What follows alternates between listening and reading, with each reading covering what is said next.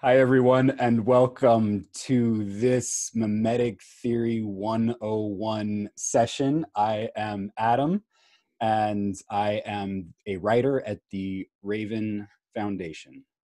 And I am here so happy with my friend Wolfgang Palaver. Wolfgang is the author of René Girard's Mimetic Theory, and Wolfgang is also professor of Catholic social thought and chair of the Institute for Systematic Theology at the University of Innsbruck. And Wolfgang, thank you so much for doing this series of videos with us. Thank you for inviting me, and my time as a chair is already a reference to the past. So I'm Oh, now goodness. yeah. I was reading off of your book. You are no longer chair of systematic theology. I'm just a professor, teacher, and researcher, and have more time to do an interview like the one we do now, or write some more pieces on mimetic theory. So that's a good thing. Yes, that's an excellent thing. And the book is also of the past, and you have you're working on another book. Yeah, there is a book. Actually, it was approved 2 days ago. It will come out in fall, and it's a very important but much smaller book on the distinction between the sacred and the holy, or the sacred and saintliness. And this is so key to the understanding, to the proper understanding of mimetic theory, that I spent really about 2 years to work on this small book. And I even was benefiting from the lockdown, because I revised it in March and April substantially and extensively. And I think it's now a very round and sound development of this distinction that was made in Girard's last book. But you can find already glimpses of this important distinction in the earlier books. And you can go back to the history of French thinking on religion. And that was very exciting to do that. So actually the revision came out of a movie I saw on the Dreyfus case. And this movie was so striking for me that I went deeper into the history of the Dreyfus case, and also the offsprings and developments. And then I saw that there is a deep connection to mimetic theory, and also his own biography. His father was a Dreyfusiard, and his mother was Catholic. And those two sides were in confrontation during this area. But there was an exceptional Dreyfusiard who was Catholic, socialist, and Dreyfusiard. This was the famous Catholic writer Charles Péguy. And in some way, in one of the interviews, René referred to that there is this double religion in his upbringing. And he didn't know about Péguy for a very long time, but it's very important to look at Péguy, Bergson, and then you see where this distinction between the sacred and the holy comes from. And that's what my new book is all about. And it took a long time, the revision and all the things, but just 2 days ago, I got the final yes from Cambridge University Press, saying to me, the revised version will go into production with any more revisions or work except copy editing. So I'm very glad since 2 days. That's fantastic. Do you know when it's going to come out? No, not yet. So they will contact me, and hopefully I expect it in fall, because it's not a large book, and they do it as an ebook and a printed version. So it's a series especially for ebooks that many universities have subscribed to. So I actually want to teach with the doctoral students beginning in October course on this new book.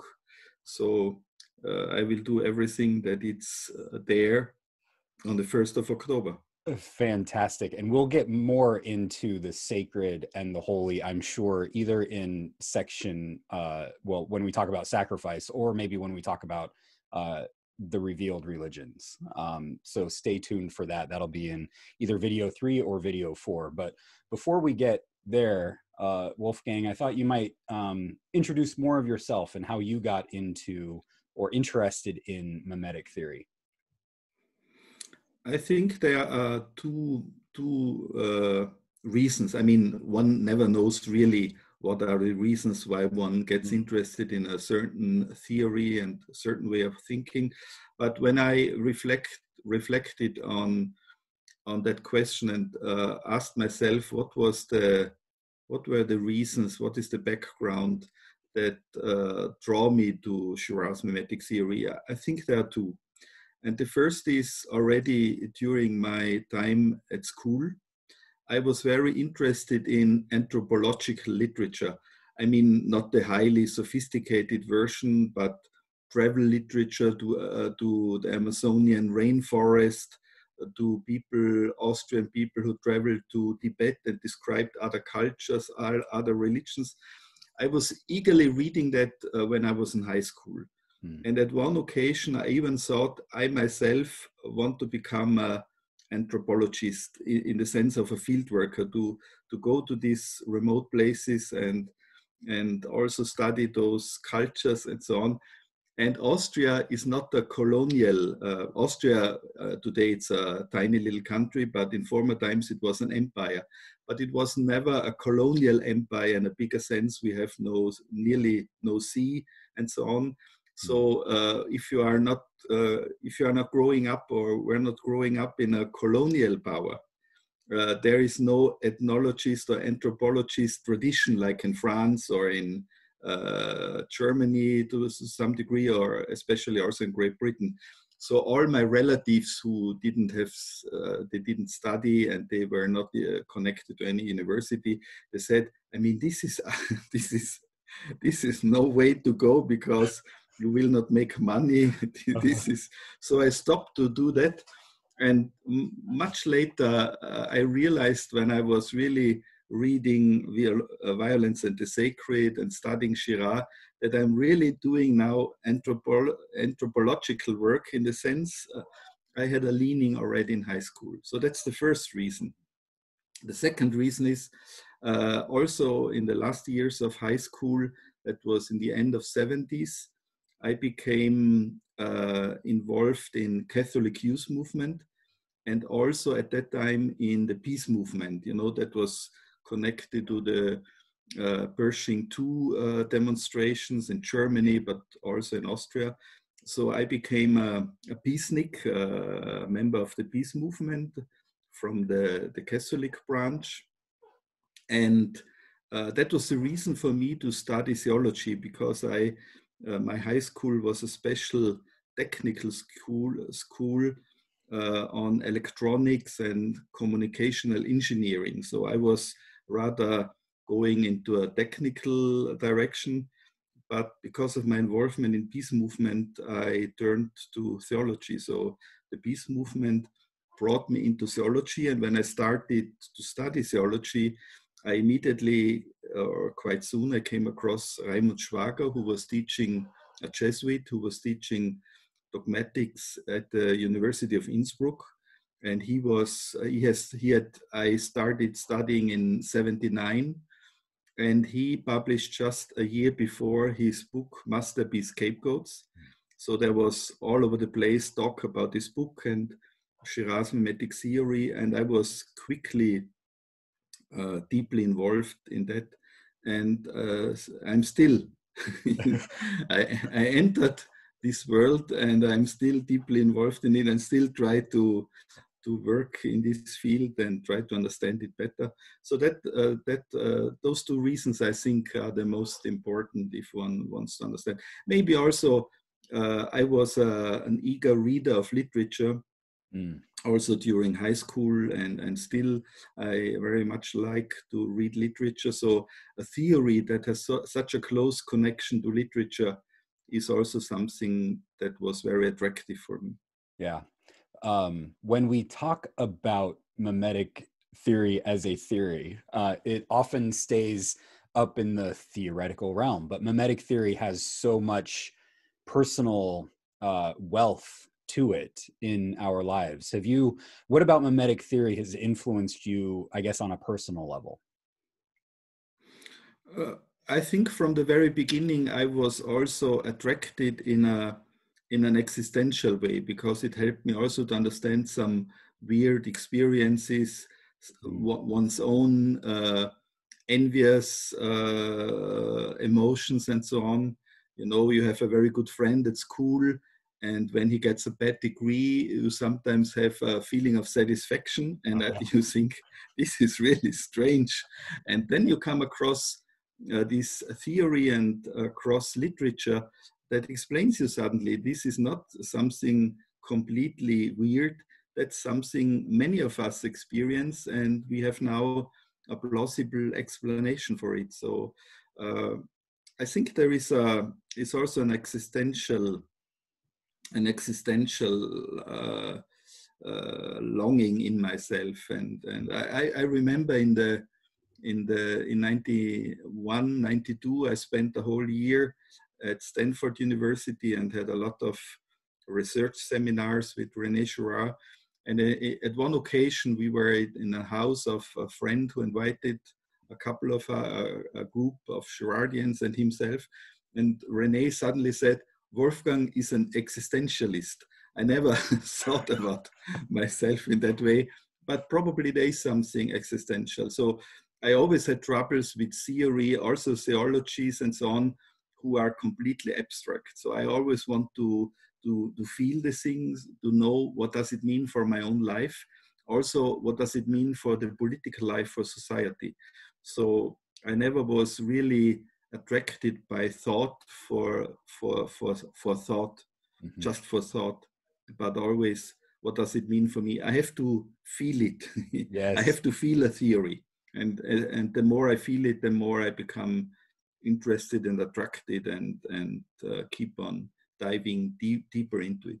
Well, it's one of the reasons that I love your book so much, is because you do dive into real life historical examples, American history and world history and myths and stories. And so that's one of the ways that you make mimetic theory come alive for me, is bringing in these real life situations. So another plug for Wolfgang's fantastic book. So, so go get the book. Can you tell us a little bit about René Girard's life, and maybe how he always says that he didn't discover mimetic theory, but he kind of stumbled across it. So could you do a little biographical sketch for us for who René Girard was? Yeah, I mean, he was born in France, in Avignon, in the south of France, and his mother was a devout Catholic. His father was a quite important cultural person in Avignon, so he was head of two very important museums for a very long time, the Musée Calvé, and later on also for the Papal Palace. His father was anti-clerical and a Dreyfusiat, so more the socialist anti-clerical leaning. So that's the background. And last year I spent about 2 weeks in the neighborhood of Avignon, actually 1 week teaching American students mimetic theory. And it was just a great thing to do it in that area. And I went several times to the town of Avignon, and you can buy books there from Girard's father. So there is a book about the history of Avignon that is still there in bookstores, and also a history of the Musée Calvé, where he was working for decades. So he was an important local, culturally important figure. So that's the background of René. Of course, we should not forget the time he was raised, because when he later on studied at the École des Chartes, like his father, in medieval paleography in Paris, that was during the war. and it was difficult to live in Paris, and for very often Girard studied at home and was in Avignon. And after the war in 1947, he went to the United States. So sometimes he said, I could have just followed my father because he had the same education and become a curator in a museum. But maybe that was a little bit too boring for him. So he got the offer to teach French in an American university. He went to Indiana and became an instructor for French. But then soon at this university, later also in other universities, he became also a teacher of literature, French literature, but then also Dostoevsky, Stendhal, Proust, Cervantes. So he liked to read. And then he started to teach those books of the great novelists. And by teaching these great novelists and reading them eagerly, and he sometimes says he was only a week ahead of his students, he suddenly discovered that's not so important to focus on the distinctions between all those great novelists, but to see what they have in common. And by looking at that, he more and more discovered what he later on called mimetic desire, so that human beings are not desiring autonomously out of their own, but most of the time we desire objects and aim at goals that we borrow from the other. Yes, and Girard's work is often described with three major works that he wrote: Deceit, Desire, and the Novel, Violence and the Sacred, and Things Hidden Since the Foundation of the World. Are these like the three like fundamental books, would you say, or are there more books that I mean, clearly he wrote like 11 books or something like that. Yeah. But those three books are seminal books in the sense that the three most important insights of mimetic theory are closely related to each of those three books. So I just, let me make another advertisement. I just published, and it came out yesterday, a bibliography of Girard and mimetic theory in the Oxford Bibliographies. And this was really hard work. I did it in fall and partly this spring. And my bibliography covers now 120 books or articles. Most of them are books. And so I also structured, when I focused on the main books, the key texts of René Girard, on those three books. So Deceit, Desire, and the Novel is the book that introduces us into what he calls mimetic desire. He called it in that book mediation, but later on it's this type of desire that's not the desire of going from the subject to the object, but going to the object, choosing the object in the sense of borrowed desire, so desiring according to the other. That's the first book, Deceit, Desire, and the Novel. And this book is a book focusing on Cervantes, Stendhal, Flaubert, Dostoevsky, and Marcel Proust. And it's a tremendous book. And when I started to study it and read it, I also read the novels that are discussed in this book. So that took me a couple of years, but it was a great time to read this literature, because Dostoevsky, Proust, all those five authors are just extraordinary people who had deep insights into human life and human beings. And so this book is the outcome of this close reading of these novelists. But it's also, and I felt it immediately, but today I can even explain it more in a reflectory manner. It's a deeply spiritual book, because this book is in some way also mirroring René Girard's own conversion when he was about 40 or a little bit more. when he was writing the conclusion of this book, he was also indirectly describing his own conversion, because after childhood he followed more the anti-clerical, anti-religious path of his father. But this book, Deceit, the novel, shows that all the great novelists underwent some way of also a conversion. So they first were egoistic people, full of pride and self enhancement in a bad way. And the masterpieces of them all are self-critical. So the conversion is seeing how they were full of pride, how they were just following fashion, were entangled in mimetic rivalries and so on. And the more they could overcome their prideful egos, the more they were able to write those masterpieces that bring out these tendencies in human life.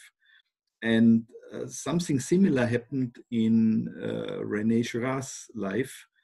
And so he got remarried in Catholic rites, and he baptized his children when they were already a couple of years old. And so this book is tremendous. And I remember on one occasion where I was so completely taken by the existential spiritual dimension. I was frequently meeting a friend of mine. She was studying political science, and I have still a leaning or a little envy of political science, because they are more important than theologians, and I knew the department, and I also took courses at that time. So, but she studied it, and sometimes we were at lunch, and then we chatted about this department and the rumors and all. We talked in a loose and bad way about the failures and weaknesses of the professors in political science. And just on one occasion, I have just read a chapter in Deceit, the novel, where René Girard shows so convincingly that the people who are not full of pride at all, and this is in Marcel Proust's one of the parts of his novel, is the grandmother. And so she does not realize and now the term what is the type the type full of pride who is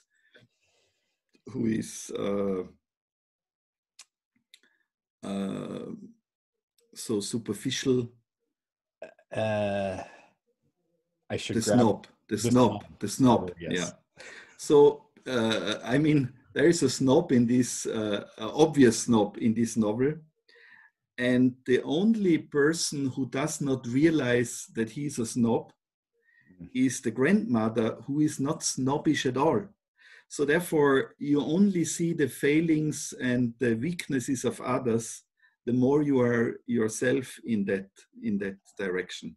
So when I met my friend again a week later, a couple of days later, she was astonished that I was not eager to do our usual chattering, because I just felt if I now spend an hour or so on the weaknesses of others, I've just not realized what I read the last day. So this is a book, if you read it carefully and eagerly, it questions yourself and makes you rethink some of your own behaviors. So this is a tremendous book, and I think it's a spiritual masterpiece. It's not on the surface, not a religious book at all. The first thinker who really praised that book and made it an exceptional book was a professor of sociology of literature. Actually, the first one who got a chair for the sociology of literature was Lucien Goldman. And he was establishing an institute for the sociology of literature in Brussels. And there's a famous inaugural lecture that he gave, and is part of his famous book, I think The Theory of the Novel or something like that. And in his book, in his inaugural lecture, he says, my Institute of Sociology of Religion is based on three thinkers. And he was a Marxist sociologist of religion. This institute is based on Karl Marx. This institute is based on Georges Lukács, who was a famous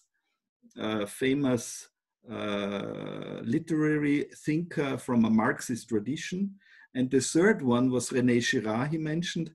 And René Girard was at that time, I think, not yet 50 and has published one book. So the Marxist professor of sociology of literature praised this book, which is a tremendous book, for reasons that are true, but it's much more important because it's not just a sociological analysis close to a profound Marxist reading. No, it's a deeply Christian spiritual book if you look a little bit more closely into it. Fascinating. And the two other books are Violence in the Sacred and Things Hidden Since the Foundation of the World. And go ahead. Violence in the Sacred is the second book, and this is very different in some way. And it took René Girard 12 years to publish that book. So there's a long time. And first he wanted to give a whole theory of biblical religions and early religions. He calls them archaic religions, but I use now more and more the term early religions because that's a more proper understanding and also compatible with newer research. And Violence in the Sacred is now the result of his eager studying of anthropological literature, of Claude Lévi-Strauss, of Sigmund Freud, of all those theories who try to understand the emergence and the development. And Wolfgang, thank you for that description of Violence in the Sacred. Can you briefly describe Things Hidden Since the Foundation of the World? Yeah, originally René Girard wanted to write a book about the importance of religion in the foundation of culture and do it in a comprehensive way. So talking about early religions of the early stages of humanity, and at the same time, what he also discovered, the biblical difference that he discovered in the Hebrew Bible and the New Testament. But after about 10 years, he saw he cannot bring it together in one book. So Things Hidden Since the Foundation of the World, that came out 6 years after Violence and the Sacred in the original French version, is now the first book that introduces us into the biblical difference that is so important for sure. Excellent. And we are going to get much more into that in our fourth video coming up when we talk about biblical revelation and Christianity. But Wolfgang, thank you so much for this introduction, and thank you everyone for watching, and stay tuned for our next video when we get more into the function of desire.